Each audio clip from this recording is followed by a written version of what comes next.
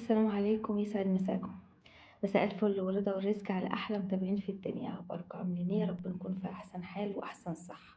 ورجعت لكم بيوم جديد وفيديو جديد، بس يلا بينا نقول صلوا على الحبيب عشان قلبك يطيب عليه افضل الصلاه والسلام. كما نقول يدوم عزك، يدوم عزك اللي بتعملي لايك وتشتركي في القناه، يدوم عزك اللي بتكتبي تعليق حلو جوه وزين. ربنا يبارك فيكم يا رب، عيلتي هتكبر بيكم وليكم، هتكون عيله كبيره قوي قوي، هي امنيه السعيد وعوايده. بشكركم على كلامكم الحلو، على تعليقاتكم اللي بتديني طاقة إيجابية كبيرة. ربنا يديمكم نعمة في حياتي يا رب. زي ما انتم شايفين كده، ان شاء الله باذن الله تعالى مكملين التجديدات في البيت ان شاء الله.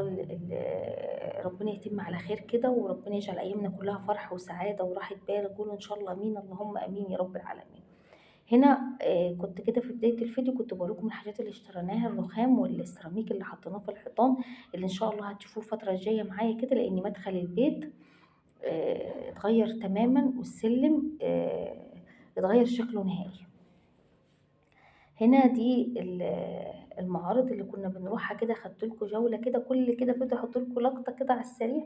ده الحواض والخلاطات والاباجورات والحاجات اللي انتم شايفينها دي كده. عايزه اقول لكم الواحد صدم من الاسعار، الاسعار خياليه، بس برضو زي ما حكيت لكم الفيديو اللي فات وبفضل اتكلم. احنا لفينا كتير ودورنا وسألنا وجبنا برضو نفس الحاجة، حاجة كويسة وبسعر كويس برضو يعني. لان زي ما قلنا في اماكن هي نفسها بتبقى في المنطقة نفسها مغلية نفسيها يعني. فعلى قد ما قدرنا نتوفق في حاجات بسيطة بأسعار كويسة، وحاجات برضو شيك كده وحلوة وتفتح النفس.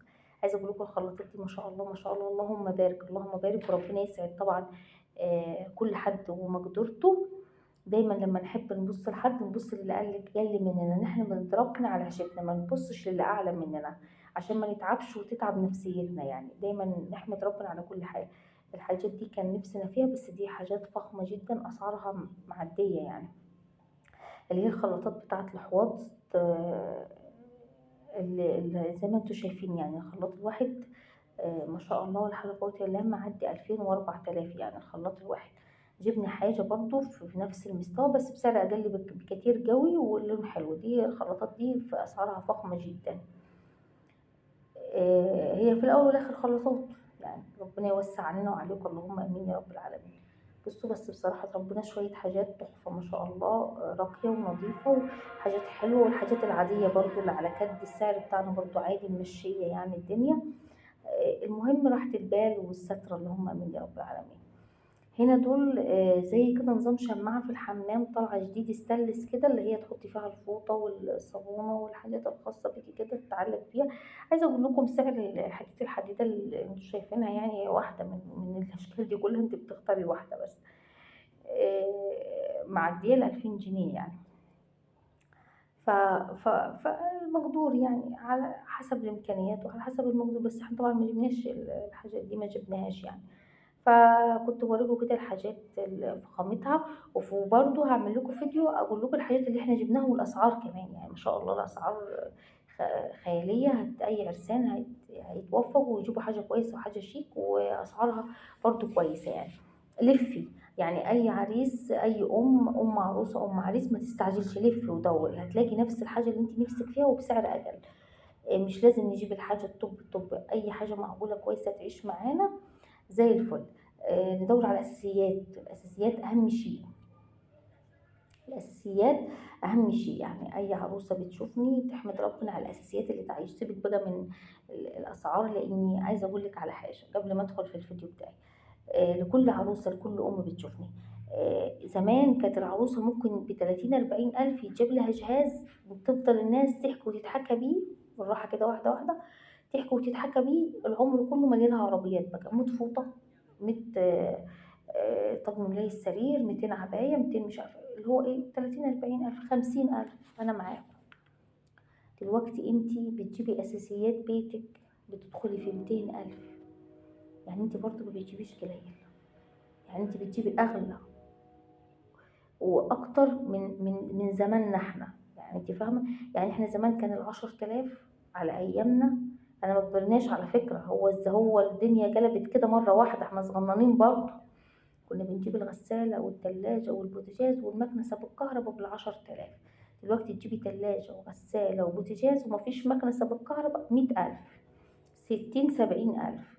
كنا الأول كنت تجيبي لك ب2000 3، 5000 تجيبي فوط وملايات، 5000 تجيبي العبايات كلها الشتوي والصيفي، 5000 تجيبي مش عارفة ايه.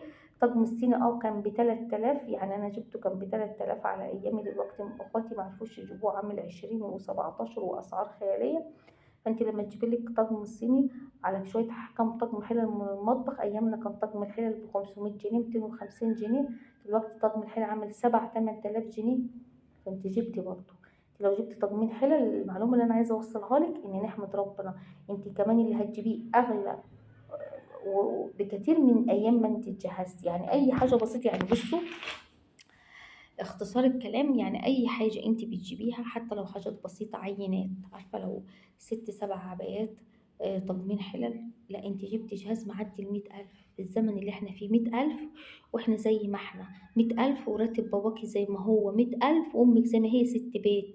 فاهمة أقصد ازاي؟ هو طبعا اللي هيجيب جهاز هيعدي، طبعا يعدي ال200 ألف. يعني أقل جهاز عروسة دلوقتي لو هتجيبي كل التفاصيل مبلغ وقدره، ده فيه ما شاء الله بيدخل في 300 و400 ونص مليون. فاحنا نمشي على كدن في اي حاجة انت هتجيبيها، لا هي غالية وقيمتها فيها. واي حد في الزمن ده عن جد وحقيقي الله يكون في كل عون كل ام واب بيجهز ولادهم، وخاصة لو بنات، لان الاب والام هم اللي بيجهزوهم. تحمدي ربنا وتبوس ايد امك وابوكي على اي حاجة يجيبوها، ما تعترضيش وما تزعلهمش وما تتضايقيش. تعالوا بقى ندخل في الروتين بتاعنا كده، بديكم حماس وطاقة وباور. انتي لو جبتي ده انت عارفين اي عروسة تطلع لو بعبايتين نقول جهزت واتجوزت في الزمن اللي احنا فيه ده. العباية كنا بنجيب العباية الاستقبال ب200 جنيه، 150 جنيه. دلوقتي العباية الاستقبال 2000 جنيه. ده انتي جبتلك عبايتين تلاتة بتمن جهاز اللي انا جبته زمان. الحمد لله على كل حال، وبحال البلد زي ما هو، مفيش تغيير. بصوا خدتلكوا لقطة كده من الخلاطات، مش عايزين ندخل في، خلينا القناة ربنا يكرمنا فيها متتقفلش.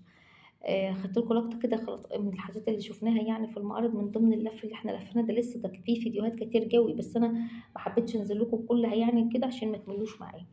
واخدنا السلم كده، كنا كنسنا السلم عشان هيجوا ايه يركبوا الرخام، فكان السلم بيتكنس على طول. كنسنا السلم كده، وكنت بوريكم شكل البيت ما شاء الله. بصوا الصاله فرشين كده ومنضفين، والسلم ده كنت بوريكم شكله انه خلاص كله ده هيتغير وهيركب رخام، والدنيا هتبقى زي الفل.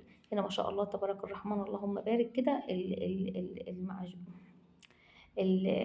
بيسقوا السيراميك اللي احنا عملناه بالمادة البيضة ده، بالجبس الابيض ده. بيسقوه بالجبس الابيض ده. انتوا فاهمين الفتحات اللي بين السيراميك كده، فبيسقوها بالجبس الابيض او الماده اللي هم جايبينها دي، انا مش عارفه ايه هو، بس المهم يعني بيسقوها بيها يعني.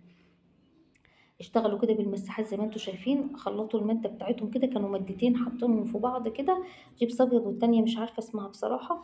وابتدوا كده ان هم ايه يسقوا الارضيه بالشكل اللي انتوا شايفينه كده، عشان الفتحات دي بتبقى لونها اسمنت. الفتحات دي بيسقوها كده عشان تبقى لونها ابيض. وزي ما انتوا كنتوا مختارين معايا ان الشقه ان شاء الله باذن الله تعالى السيراميك عملناها ابيض، وفي الشقه ان شاء الله هنخليها لون واحد، وهو اكتبوا لي في التعليقات. في ناس كتبت لي فانيليا لاتيه، في ناس كتبت لي درجات الكشمير، في ناس كتبت درجات الرمادي الفاتح، في ناس كتبت آه، الوان الفواتح. عموما يا ام مريم خليكي في الابيض. فاحنا عايزاكم تختاروا معايا لون كده يليق واختاروا معايا برضو يا بنات، عايزه رايكم في الوان البيبان برضو. هنا الشباب ما شاء الله ربنا يديهم الصحه، يعني كانوا خلاص خلصوا الشركه كده وبيعملوها بالجبس الابيض ده كده زي ما انتوا شايفين، بيعملوها كلها يعني مره واحده كده. طبعا اللي كان بيصور، لان انا ما كنتش بصور والصناعيه شغاله عشان عندنا عيب وما يصحش، بخلي العيال الصغيره اي حد كمان كده طالع ازج معاه التليفون، فكل اللي بيصور ما شاء الله يلا بيدلع بالتليفون. بقعد بشوف الفيديوهات وانا بسجلها لكم، يعني ضغط انا بصوا ضغط. فمش عارفه التليفون مش عارف يثبت ولا ايه، مش عارفه ولا هو فرحان بيه بيتنطط بيه ولا ايه، مش فاهمه، ولا بيتكلم وبيشاور بالتليفون عمال مش عارفه. المهم ان احنا ايه، بنشوف اي حاجه مع بعضينا يعني. شدوا حيلكم. ومريم زعلانه شويه، المشاهدات مأثره جدا عليا. عايزه كده انزل بالفيديوهات التقيله. اللي انتوا كلكم مستنيينها، وبالتجديدات وصلنا لحد فين. الحمد لله انا دلوقتي بصحة احسن، وان شاء الله اللي جاي كله هيكون من تحت اشراف التصوير بتاعي، يعني عشان اركز، لاني بيصوروا مقاطع ويجوا الاقيها مش تمام ابعتهم يصوروا غيرها يعني. لكن الفيديوهات دي بقى عن جد، الفيديوهات دي اتصورت انا كنت نايمة على السرير. انا اساسا ما كنتش يعني بشوفها معاكم، ما كنتش دريانه، ما كنتش عارفه ايه اللي بعمل، لدرجه ان في حاجات كتير جو اتعملت انا ما صورتهاش، ما كنتش حاسه بيها، ما كنتش قادره اقوم اساسا. هنا خلاص كده. فنشنا كده، بصوا كده قدام باب الشقه لسه مش عارفين هنركب قدام باب الشقه رخام ولا سيراميك، لسه لحد دلوقتي ما ركبناش ومش عارفين هنركبه ايه. هنا المادة اللي انتوا شايفينها دي بيشربوا السيراميك كله منها كده، الفتحات كلها هتشرب منها كده علشان خاطر اللون بتاع الاسمنت كده يتغير. وبعد ما خلصوا كده يا بنات زي ما انتوا شايفين جابوا السلك. يا ابني حرام عليك، والله حرام عليك، انا بتأسف لكل متابعيني. ان شاء الله الفيديوهات اللي جايه تكون افضل واحسن وتصويرها افضل باذن الله الواحد الاحد، ان شاء الله باذن الله تعالى. ربنا ما يكتب لي شر ولا يكتب لي وحش ولا تعب. والفيديوهات اللي جايه ان شاء الله تكون حلوه ومظبوط التصوير بتاعها، حقكم عليا بس اعذروني، وكتر خير اللي بيصور طبعا، ربنا يبارك فيهم اخواتي طبعا. برضو اللي ما عندهمش خبرة في التصوير ولا كده فمش مشكلة عادي. هنا بعد ما خلصوا شغلهم نظيف ما شاء الله، الصناعية شغلهم نظيف جدا جدا، سايبين السيراميك فل شمعة منورة. بعد ما خلصوا بالسلك طلعوا كل الجير الأبيض ده من السيراميك كله ونضفوه وشالوه، وما خلوهوش في السيراميك كده لازق فيه قعد فيه يعني عملناها احنا، لا عملوه هم بصراحة. يا ابني حرام عليك، يا ابني دوختني، انا مش عارفه اللي انت بتصوره، انا دخت، انا دخت. يخرب بيت كده. لا اله الا الله ولا حول ولا قوه الا بالله. كتروا من الاستغفار والصلاه على رسول الله يا بنات، حقكم عليه بجد، حقكم عليه، حقكم عليه. ان شاء الله اللي يا ابني خلاص، ان شاء الله الفيديوهات اللي جايه ان شاء الله تكون فيديوهات افضل واحسن باذن الله تعالى. يعني لو كان ثبت الحمل كان ارحم، لو انا كنت ثبتت الحمل ارحم من اللي هو عامله. هو مش عارفه كده بيمشي رايح فين، مش عارفه. هو انا مش عارفه هو بيعمل ايه اساسا، هو عمال يجري وراهم كلهم. هو اللي انا شايفاه هو بيلف في الشقه كلها، مش عارفه. يصلح حالك ربنا. خلاص انا عايزه اقطع المقطع ده والله، عايزه اشيل بقيه يعني، ما علينا. المهم هو مش عارف ايه اللي بيحصل. مم. إيه. تمام. المهم يا بنات ما تنسوش اول تعليق مثبت لدعوه حلوه من القلب. خلي سيبكم من الفيديو، تعالوا نقولوا دعوه حلوه من القلب، لان انا لا تعليق بصراحه، انا عذراكم. دعوة حلوة من القلب لكل عيلتي، عيلة الصعيد، وعوائده بالستر والصحة وراحة البال ورزق يتعجب ليها للسما والأرض. ربنا يرزق كل مشتاق، ربنا يدعم كل محروم، ربنا يديكم ويرضيكم يا رب.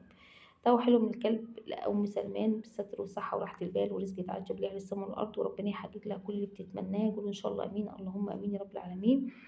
دعوة حلوة لأبو أحمد مريض سرطان، ربنا يشفيه ويعافيه ويشفي كل مريض بيتألم يا رب، ويشفيني ويعافيني. متنسوش يا بنات دعواتكم لأم مريم، كل اللي بيحبوا مريم عن ظهر قلب وغيب يدعيلي ربنا يفك كربي ويزيل همي ويروق بالي، اللهم آمين يا رب العالمين. دعوة حلوة لمتابعتي لأسماء، ربنا يكرمها بمهدي يا رب، اللهم آمين يا رب العالمين. طبعا أنا بسجل الفيديو بدري، والفيديو مشاهداته بصراحة نقول الحمد لله على كل حال. ان شاء الله التسجيلات اللي جايه القويه طبعا اللي هي بالتفصيل باذن الله تعالى تعجبكم، وتكون تدينا طاقه، تديني وتديكم ان شاء الله باذن الله طاقه ايجابيه كبيره. وفي نفس الوقت ان شاء الله باذن الله عشمان في كرم ربنا ان القناه تشد في التسجيلات اللي جايه ان شاء الله باذن الله تعالى ان شاء الله. شوف كده في دعوات اتكتبت، انا بسجل الفيديو بدري فمش عارفه في دعوات اتكتبت ولا هو الفيديو خلص. دعوة حلوة لأم إسحاق بالصحة والستر وراحة البال ورزق يتعجب ليها للسما والأرض. دعوة حلوة لدليلة من الجزائر، ربنا يخلي لها محمد ويحفظه لها يا رب بالصحة والستر وراحة البال ورزق يتعجب ليها للسما والأرض، اللهم آمين يا رب العالمين. ربنا يبارك فيكم، ربنا يديمكم نعمة في حياتي يا رب.